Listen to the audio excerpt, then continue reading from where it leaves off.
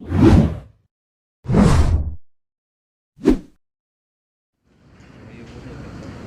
there is no hiding the fact that we do not like to get a spine case for the exam. But I thought, why this is so? So I thought that I will present the common cases that are kept for the exam and do a bit of reverse engineering and look at certain clinical findings that will help you to make those diagnoses confidently. My lecture is not on how to examine a spine in detail, because tomorrow we have very good cases that are kept not on Sunday, where you can discuss in detail about various various clinical examination points.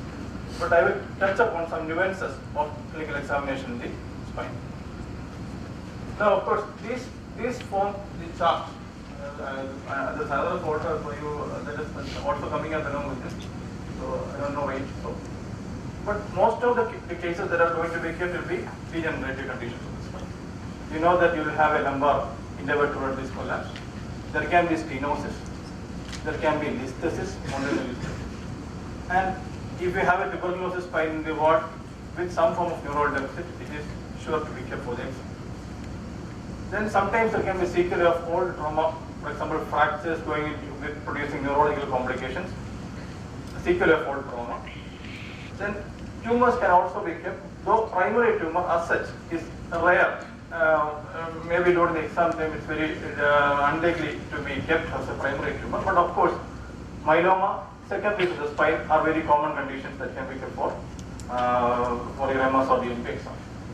Then deformity per se is not a very favorite among the examiners, but they may be kept as a part of the short case examination where you will be assessed how you approach a case of deformity. But sometimes if the patient has got some form of neurological deficit, those cases can also be kept for your long case. But anyway, most of the examiners are not very keen to keep such complicated cases because they want to make you pass, and the elicitation of symptoms, the signs are the most important things that are given weightage in an exam. Now, a common condition can be a lumbar intervertebral disc collapse. So when you make a diagnosis, after you reach your diagnosis, it is better that you don't jump upon a diagnosis like IVDP. It is better that you make a neurological diagnosis like radiculopathy or a paraplegia or a monoplegia, quadriplegia, like that. Then the next thing your examiner would want is what will be the level of the lesion, what will be the neurological level of the lesion, and it is something related to the cord area. You will be next question will be asked is the vertebral level. Suppose you are telling us the neurological level, then examiners will be fond of asking what will be the vertebral level of the lesion. This is not very much applicable in a lesion below the caudate vena. Then your next thing that you have to diagnose is what is the probable cause of the lesion. So think about, so not only your thought process should be such that you are not just thinking about intervertebral disc collapse alone. You should think about more like an extradural compression. So one of the common causes of extradural compression will be intervertebral disc collapse, and or it can be a tumor, and your thought process should be such that you will be excluding some of these conditions and including some of the more pertinent conditions. And you finally come to the conclusion of functional limitation of the patient. That will be the one that is going to determine your treatment as such. So don't make a diagnosis of intervertebral disc collapse as such, but make it, suppose L5 radiculopathy, probably due to this condition, and probably due to intervertebral disc collapse, or probably due to some other condition. Like that, you make a diagnosis which will be more pleasing to the ears of the examiner. Now, when you are given a case of lumbar intervertebral disc collapse, give special attention to certain tests. One is a straight leg raising test. So, and also your examination of the spine is not complete without examination of the sacroiliac joints also. Also think about femoral nerve stretches and ask the patient about bowel and bladder. Unless you ask, many of these patients will not volunteer the information of problems in bowel and bladder. Symptomwise, which is predominant for the patient, is the patient having more back pain, or is the patient having more leg pain, or they are equal. So this is an important factor in determining your further treatment aspect. And when you sometimes you get findings related to various roots in the lower limb, and you jump on to a conclusion of multi-level disc prolapse. Beware of such diagnosis, because multi-level disc prolapse and all is not a very common condition. In those situations, think about a lumbar canal stenosis rather than thinking about multi-level disc prolapses. And also, don't forget about posterior column sensation and the plantar, because many of the times we forget about the Babinski, eliciting Babinski, and the diagnosis becomes totally wrong. Now, when a patient with a lumbar canal stenosis is kept, usually to make a clinical diagnosis, you should have a history of claudication. Sometimes the patient can have more neurological findings other than pain. When you are getting findings that are consistent with multi-level lumbar disc prolapse, think about lumbar canal stenosis as one of your diagnoses. Another common condition that is going to be kept is a spondylolisthesis. You can have L5 S1 spondylolisthesis, L4 5, which are two common areas where you get spondylolisthesis. So in those conditions, these things will help to make you a clear-cut diagnosis. But you look for the step sign because you palpate for the spinous process in the lower back, you get an abnormal step of the spinous process. Another thing that you look for is asymmetrical gluteal folds. Sometimes there will be flattening of the buttocks, and also look behind the knee, because many of these patients will mask the deformity by crouching their knees. And when they walk, if the patient has got an L5 weakness, they will have bilateral gluteus medius weakness, which will be manifested as the waddling of gait. And when you are testing the range of motion of these patients, sometimes these patients will have what is known as an extended hitch sign.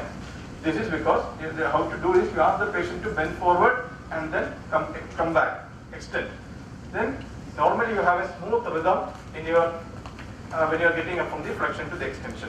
But when the patient is having instability in the spine, like what you have in spondylolisthesis, you will have what is known as an extended hitch, because you then, after you flex like this, then you hold it up like this, now make it straight, and then you come back. So that is known as the extension hitch.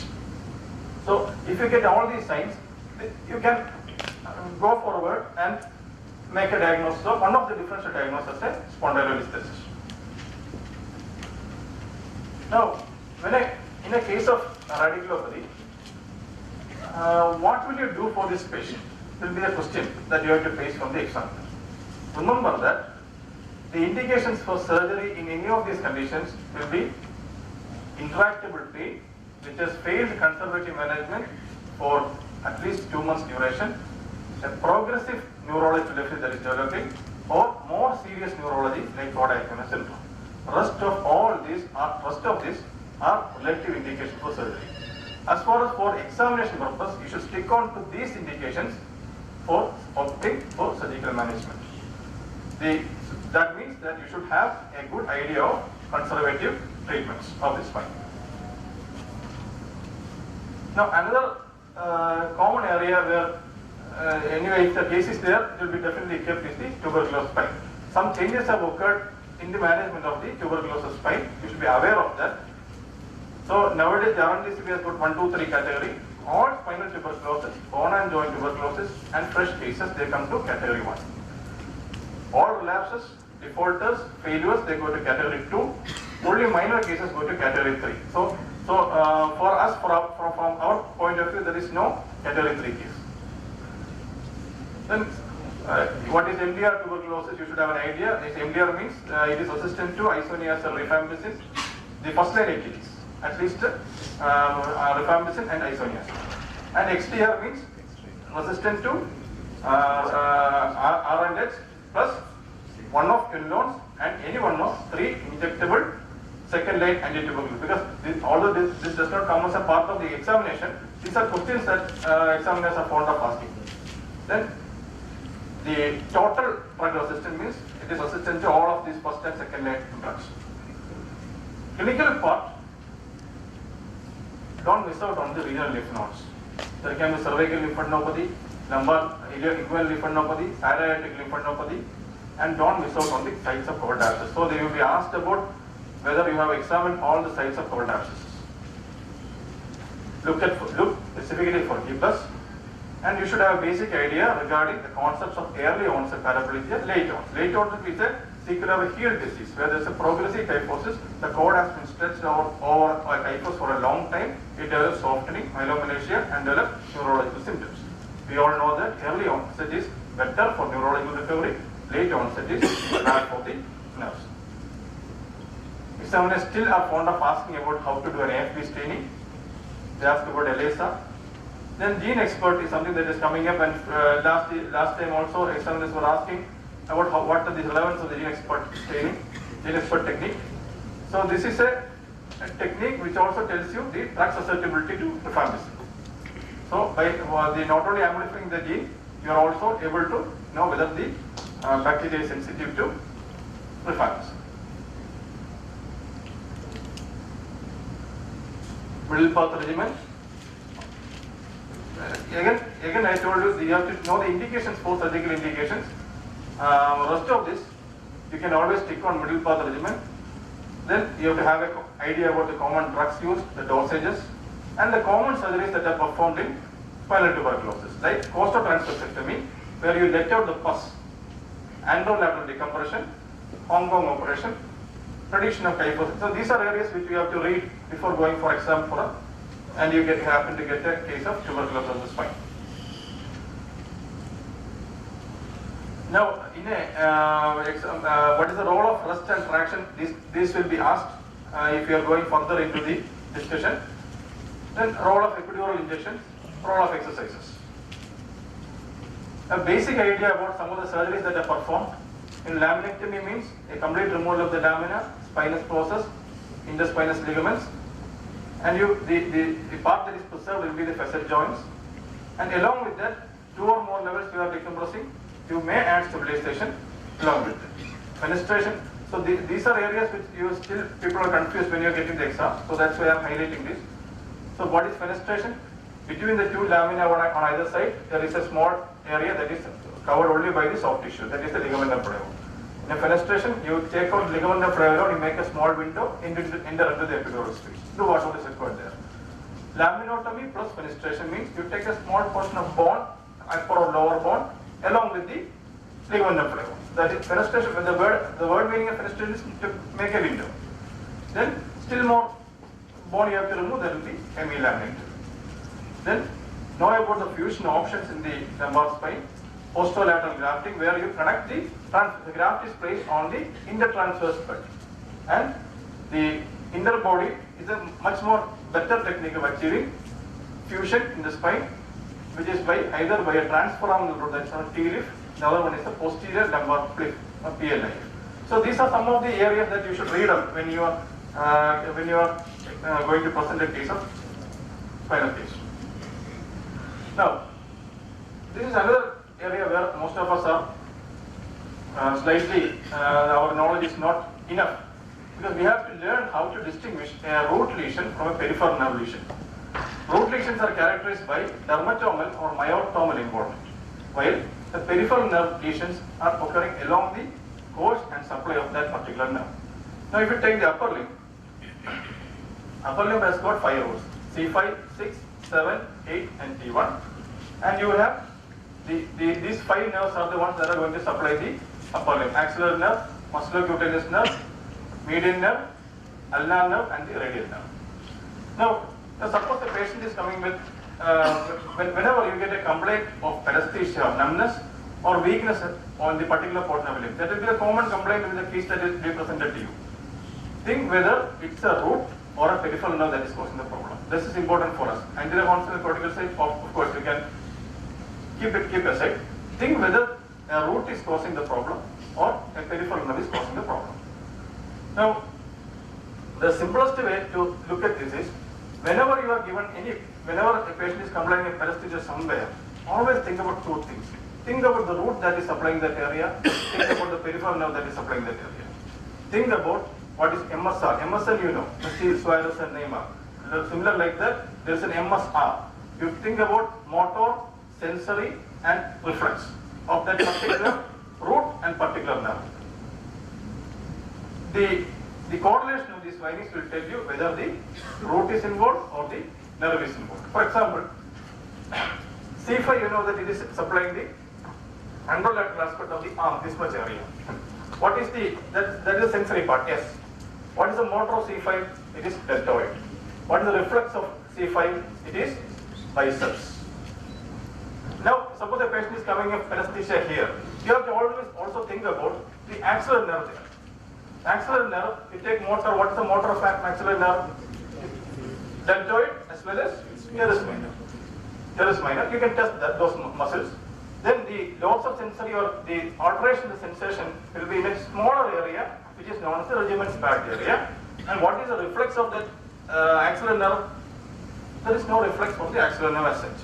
So if you get a similar complaint with a loss of bicep jerk, it is clear that this patient is having a C5 pathology rather than an axillary nerve pathology. Similarly, going to C6. C6, the motor is elbow flexion and wrist extension. The sensory will be on the lateral aspect of the forearm, right up to the thumb. Right up to the thumb and the index finger. What is the reflex of C6? Brachioradialis reflex. Then the same area can also be supplied by the musculocutaneous nerve. But that will be a smaller area in the upper aspect of the arm, that is the sensory. Motor will be the elbow flexion by the biceps and the coracobrachialis. Reflex of musculocutaneous will be the biceps jerk. So there is difference between the reflex in the C6 and the musculocutaneous nerve. C7, you know that sensory will be the longest finger, will be the volar aspect of the middle finger. Motor, C7 is supplied by the wrist flexion and elbow extension. Wrist flexion and elbow extension. And the reflex that you can test for C7 is triceps jerk. A similar complaint can also occur with the median nerve pathology. But remember that you have other muscles which are also supplied by the median nerve. You have the FPL, FDP of digits 2 and 3. Sensory or the pure patch area will be at the tip of the index finger, and median nerve does not have a reflex of its own. C8, finger flexor is the function of C8. Sensory will be on the volar medial 2 fingers. C8 does not have reflex of its own. So a similar complaint can also be presented by a patient who has got ulnar nerve pathology. But remember that all the interosseous, FDP of medial 2 fingers, adductor pollicis, flexor carpi ulnaris, all these are other muscles which are supplied by the ulnar nerve. And sensation of pure patch area of the ulnar nerve will be at the tip of the little finger, and the ulnar nerve also does not have a reflex of its own. T1, the recommendation is just the adduction, palmar adduction. Sensory is not anywhere here, it will be on the medial aspect of the arm and no reflex of its own. So if you sequentially examine this MS arm and think that whenever there is a paresthesia, think about the root at that area, think about the peripheral nerve at that area, you will be able to make a diagnosis. Radial nerve is a motor for all extensions of the wrist and fingers, brachioradialis and triceps. The pure patch area will be in the anatomical snuff box area. You have just 2 reflexes for the radial nerve, triceps jerk and the brachioradialis reflex. Then another common situation, the case will be having a foot drop or foot dorsiflexion weakness. And the examiner will keep on prodding you whether it is a lesion of the common peroneal nerve or L5 radiculopathy and ask you to differentiate. Now, this is a small chart that I have prepared how to distinguish between a common peroneal nerve pathology and an L5 nerve pathology. Of course, if you know these two, the sciatic nerve and the last one will be very easy. So we just concentrate on the common peroneal nerve pathology and the L5 pathology. We know that in common peroneal nerve pathology, the angle dorsiflexion is weak. In L5 itself, also it is going to be weak. In angle plantar flexion, in CPN it is going to be strong. In L5 pathology also, it is going to be strong. Now you look at inversion. These are two muscles, two important movements that you have to test when you are given a case of foot drop. You have to look at inversion, eversion, and angle reflex. Now, inversion, you know, the primary muscle is the tibialis anterior.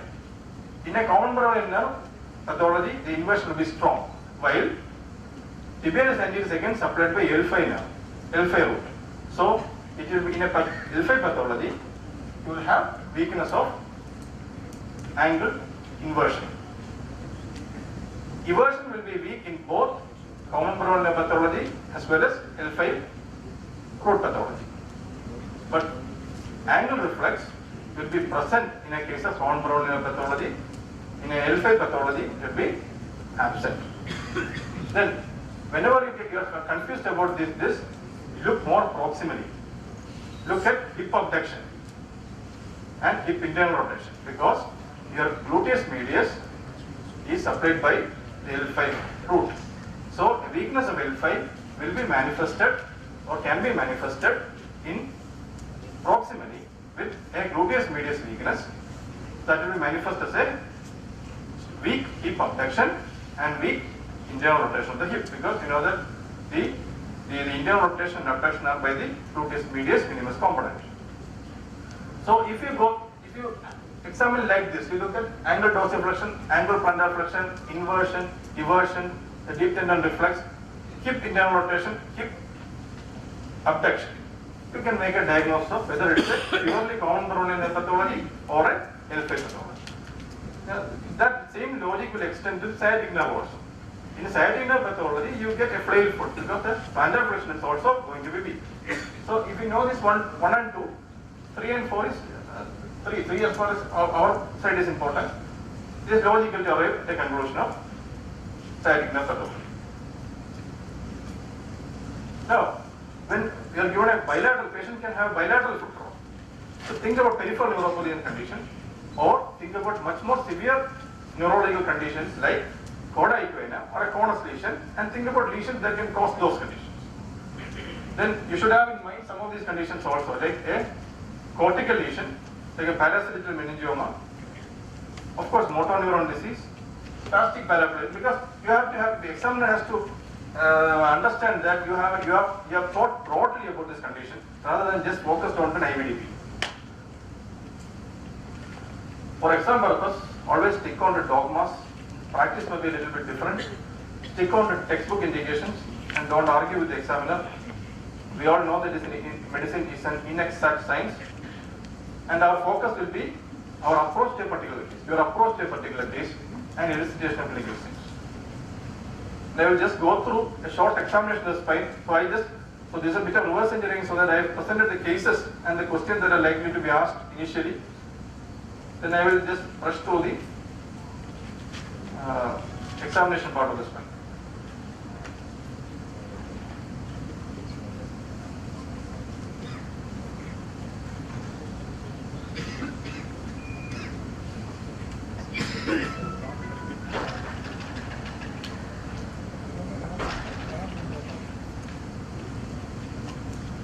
So again, a repetition, these will be the common cases that will be kept for you.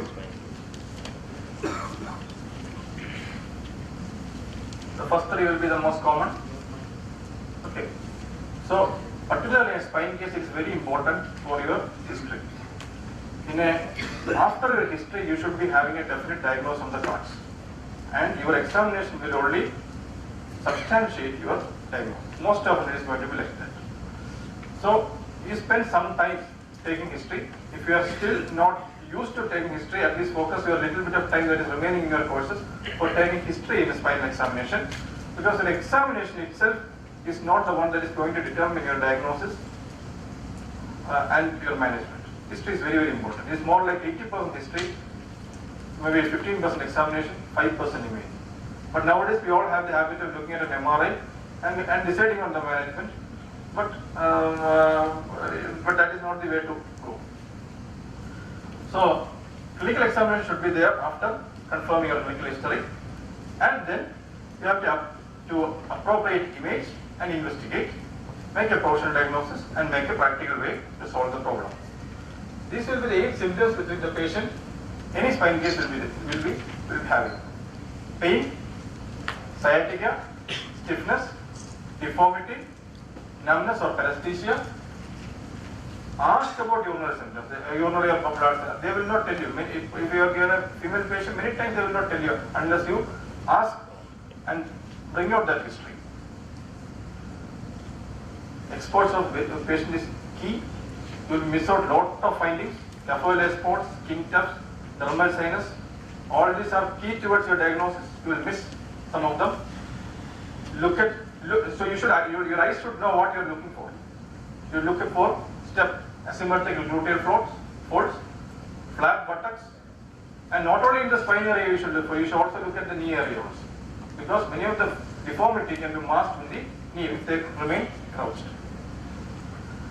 Chin on test, of course, sinuses, previous drainage of sinuses, surgical scars. You should know these levels. You know, C7, longest spinous process. T4 will be the spinosacular. T7 will be the angle of the scapula, like that.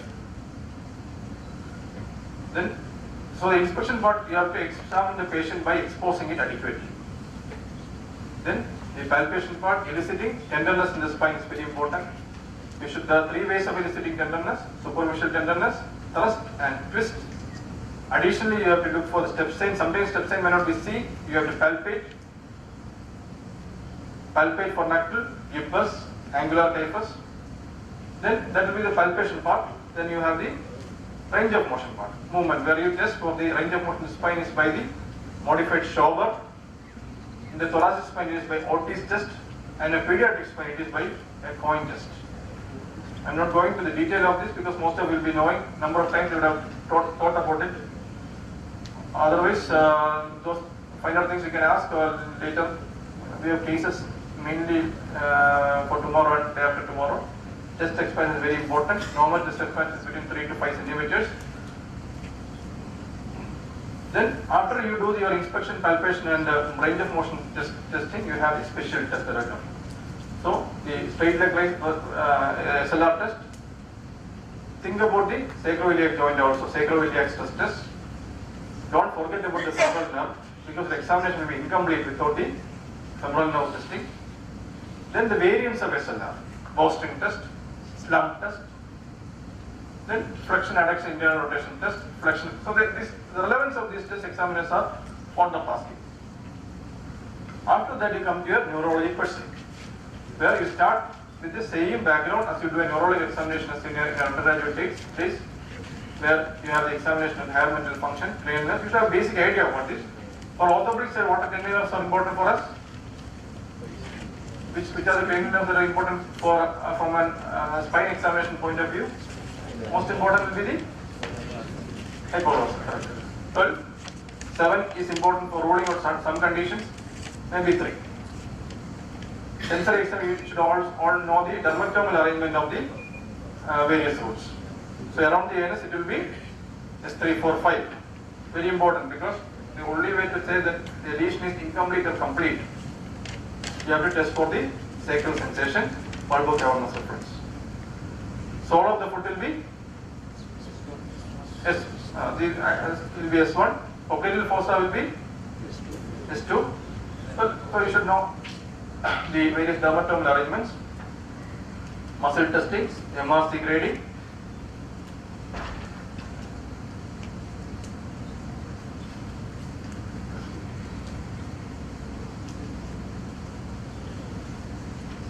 Then you should have an idea of the myotomal supply of the limbs. So L1 or L2 is for the hip flexion. Knee extension is by the L3. This will be asked repeatedly, even if you know you at the time of examination you feel confused. L3, knee extension. L4, tibialis anterior, dorsiflexion of the ankle. L5, you are testing EHS, extensor hallucis longus, grade 2 extension, and even the EDL is also supplied by the L5. Plantar flexion, gastrosolius, is by the S1.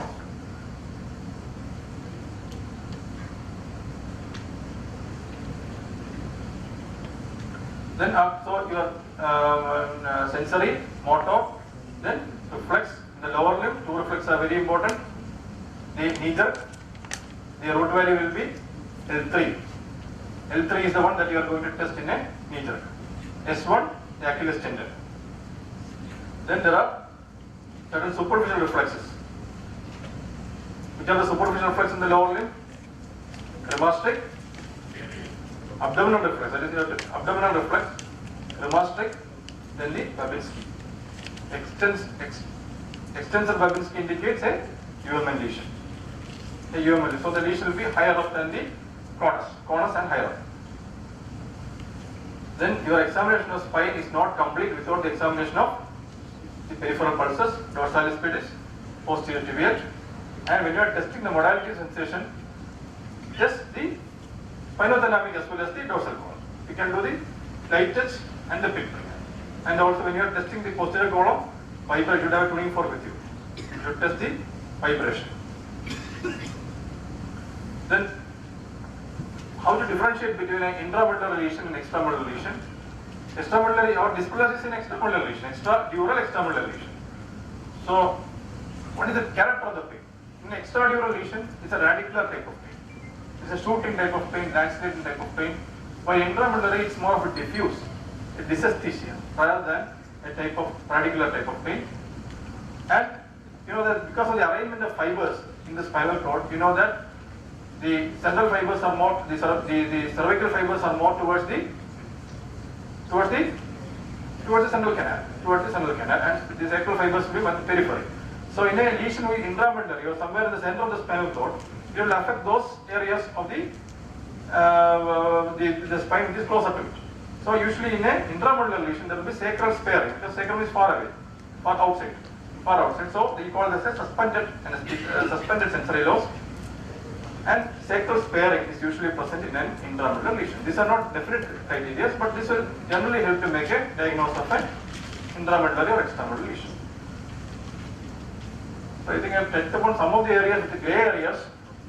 We didn't go completely into how to examine a spine because we will have 2 cases tomorrow and day after tomorrow where points of examination will be dealt with strongly. So anything you have to clarify?